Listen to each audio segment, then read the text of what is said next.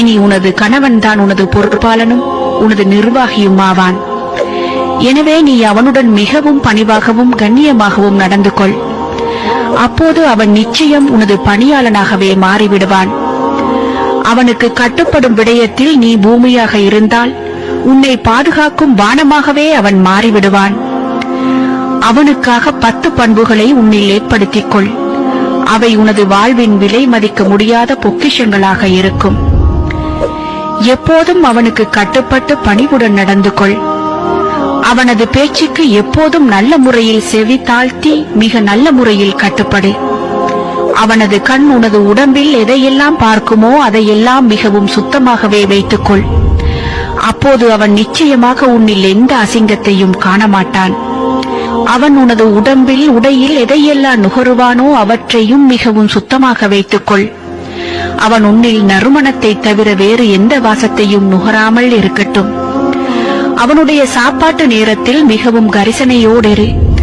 ஏனெனில் பசியின் தாக்கம் பயங்கர கோபத்தை உண்டு பண்ணக்கூடியது.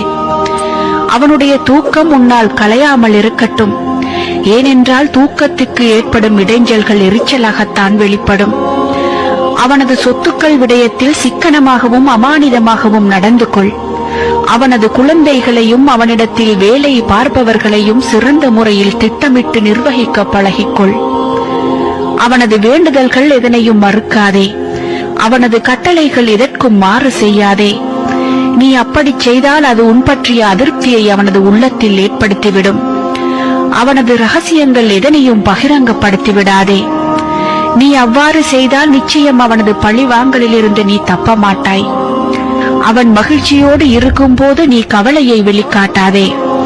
அவன் கவலையோடு இருக்கும்போது நீ மகிழ்ச்சியை வெளிக்காட்டாதே.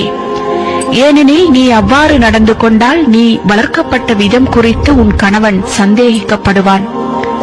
எனதருமை மகளே, இதற்கும் மேலதிகமாக இன்னும் ஒன்றையும் ஞாபகத்தில் இருத்திக்கொள். நீ அவனை எந்த அளவு மகிழ்ச்சியாக வைத்திருக்கின்றாயோ அந்த அளவுக்கு அவன் உன்னை கண்ணியமாக வைத்திருப்பான். நன்றாக நினைவில் கொள்.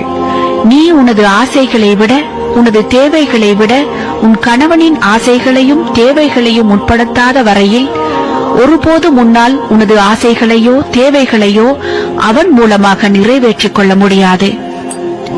அன்பின் பெற்றோர்களே, உங்களது மகளின் திருமணத்தின் போது நீங்கள் என்ன வகையான விடயங்களை அவளுக்கு சொல்லிக் கொடுக்கின்றீர்கள் என்பதை சற்று சிந்தித்து பாருங்கள்.